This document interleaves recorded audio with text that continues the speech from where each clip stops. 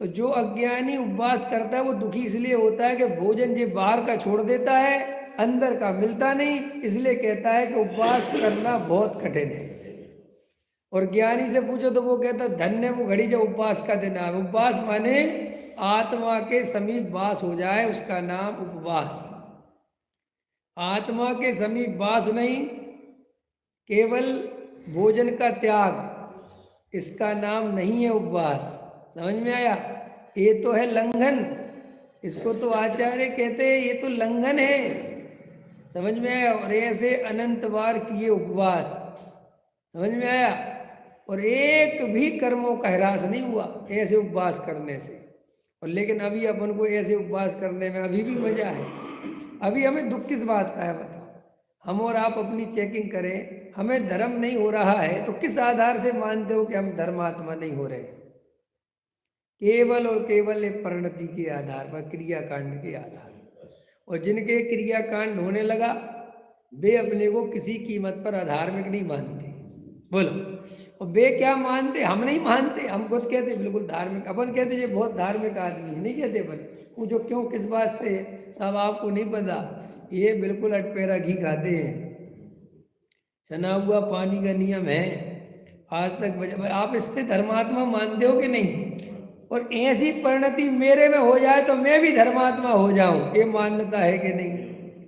और ये नंबर 1 का मिथ्यात्व चल रहा है। इसीलिए वो श्रद्धा हमारी कभी सही जगह श्रद्धावान हो ही नहीं पाती। क्योंकि हम खुद शंका कर करके, वो परिणति में चेक कर करके वो श्रद्धा को जो है वो बार बार संकित करके मिथ्यात्व में धकेल देते हैं। जैसे अपन ने समयसार सुना, मान के चलो, और आपने तत्व की चर्चा सुनी, वेद ज्ञान की चर्चा सुनी, और आपको बहुत मजा आया और आपको बहुत अच्छा लगा, और आपको बैठा कि मैं तो त्रिकाली ध्रुव ज्ञायक भगवान आत्मा हूँ, मैं तो परिपूर्ण शुद्ध तत्व हूँ। ये बैठा तुम्हारे अंदर जैसे तैसे, और मैं किसी का करता धरता नहीं हूँ, शरीर आदिक से भिन्न हूँ, ऐसा तुम्हें अंदर बैठ रहा था। अब इतने में क्या हुआ कि बैठा था और प्रवचन खत्म हो गया। अब तुम गए घर, और बाहर निकलते ही कर्ता कर्म के परिणाम आने लगे। दुकान जाना है, व्यापार जाना है, काम करना है, भोजन बनाना है। तो हमें क्या लगता है, ऐसा सुनने का क्या फायदा? देखो हम आखिर लौट के वहीं तो आ गए, अपन यहाँ से डिस्टर्ब होते हैं।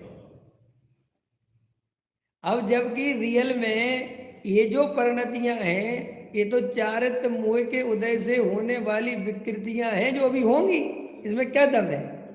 इसमें हमें मान्यता नहीं मिलाना है, कर्ता कर्म की बुद्धि नहीं लानी है। कर्ता कर्म का भाव तो आएगा, लेकिन कर्तृत्व नहीं आना चाहिए। उसमें क्या बात है? देखो अब कहो इसमें अंतर कैसे करें? बहुत सरल है। किराए के मकान में रहोगे तो किराए के मकान में तुम्हें झाड़ फूक करने का, जो भी साफ सफाई करने का भाव आएगा कि नहीं आएगा? लेकिन कर्तृत्व नहीं आता। बोलो। और कहने को सबसे कहते हो, कोई कहता हमारे घर किराए के मकान में रहता है, तो कहता हमारे घर आना। तो ऐसा भेद थोड़ी दिमाग में सोचता रहता है कि यार मैं तो अपना घर है ही नहीं, मैं इसको अपना घर क्यों बोल रहा हूँ। अच्छा एक बात बताओ, किराए के मकान में रहते हुए आदमी बार बार सोचता है कि किराए का है, किराए का है, किराए का है? कितने बार सोचता है बताओ? एक बार भी सोचता है क्या? तो भी वो श्रद्धा में पड़ा रहता है कि नहीं पड़ा रहता है? तो ऐसा ही सम्यक दर्शन, इसी का नाम तो है कि श्रद्धा में सुरक्षित रहता है और उपयोग में बिल्कुल नहीं सोचता वो आत्मा के बारे में। अगर वो उपयोग को आत्मा के बारे में सोचने लग जाए तो भाई साहब वहां तो फिर वो अंदर से बात ही खत्म हो जाएगी। फिर राग देश करेगा कैसे? कसाय करेगा कैसे? अगर भरत जी दिन भर आत्मा के बारे में सोचते रहेंगे तो वे तो बात ही खत्म हो गई। फिर वो तो विषय कसाय चक्रवर्ती आदि कामों में लगेंगे कैसे? फिर कर ही नहीं सकते। अरे हम लोग भी अगर दिन भर आत्मा की धुन सवार हो जाए तो फिर कोई काम कर ही नहीं सकते। फिर चारित्र मोह बचा कहाँ? तो वो चारित्र मोह का उदय कहते ही उसे है कि श्रद्धा में आत्मा बना रहता है और परिणति से और उपयोग से आत्मा गायब हो जाता है। इसका नाम है चारित्र मोह।